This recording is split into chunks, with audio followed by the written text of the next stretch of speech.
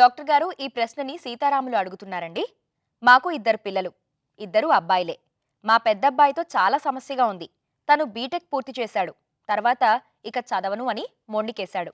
సరే ఏదైనా ఉద్యోగం చూసుకో అని చెప్పాం. అయితే అందుకు కూడా సిద్ధంగా లేడు. ఎలాంటి ఉద్యోగ ప్రయత్నమూ చేయటం లేదు. 1-2 ఇంటర్వ్యూలకు వెళ్ళి జీతం చాలా తక్కువ ఇస్తామన్నారు. నేను చేయను అన్నాడు. మాకు సొంత వ్యాపారం కిరాణా షాప్ ఉంది. పోనీ షాప్కైనా రారా అంటే ఇంత చదువు చదివి పొట్లాలు కట్టాలా అంటున్నాడు. వాడి ఉద్దేశం ఏమిటో అర్థం కావటం లేదు. రోజంతా ఊరికే తిని తిరగడమో నిద్రపోవడమో చేస్తున్నాడు. వాడి బద్ధకం చూస్తుంటే అసలిక ముందైనా పని చేస్తాడా అనే అనుమానం కలుగుతోంది. మేము వాడికి ఎలా నచ్చజెప్పాలి అని అడుగుతున్నారు. సీతారాములు గారు చక్కటి ప్రశ్న అడిగారు మీరు. మనిషి యొక్క ప్రవర్తన ఏంటంటే ఎంతసేపు ఈ విధంగా ఏ పని చేయకుండా కూర్చున్నాడు అనుకుందాం, అది ఒక అలవాటు కింద మారే అవకాశం ఉంటుంది. అది అతను పని చేయడం మొదలుపెట్టాడు అనుకుందాం, చివరికి అతను పని చేయడం ఒక అలవాటు కింద మారుతుంది. అదేవిధంగా ఇప్పుడు స్టూడెంట్సే ఉన్నారనుకుందాం, చదవాలంటే ఎవరికి ఇష్టం ఉండదు.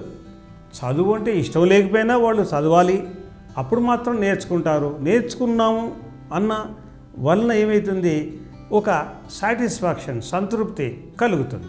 అందుకే మళ్ళీ చదువుతారు. అదేవిధంగా మీ వంతు కూడా ఏం చేయడం అంటే, ఆ శాలరీ తక్కువ ఉన్నా పర్వాలేదు ఆఫీసులో చేరమని చెప్పాలి.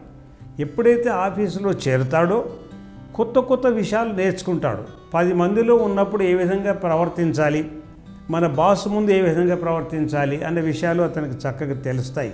అంటే సోషల్ డెవలప్మెంట్ ఇతని లోపల ఇంప్రూవ్ అవుతా పోతూ ఉంటుంది. అందుకే నాకు శాలరీ చక్కగా ఉంటేనే నేను జాబ్ చేస్తాను, లేకపోతే నేను చేయను అనడం మాత్రం పొరపాటు. అందుకే మీరేం చేయండి, పిల్లవాడిని సాధ్యమైనంత త్వరగా ఏదో ఒక జాబులో చేరమని చెప్పండి. సరే మరి మీ షాపులో ఉండి మళ్ళీ నేను ఇంత చదివి నేను మళ్ళీ షాపులో వగైరా చేయాలా అని అనుకుందాం. దాన్ని మనం డిస్కరేజింగ్గా తీసుకోకూడదు.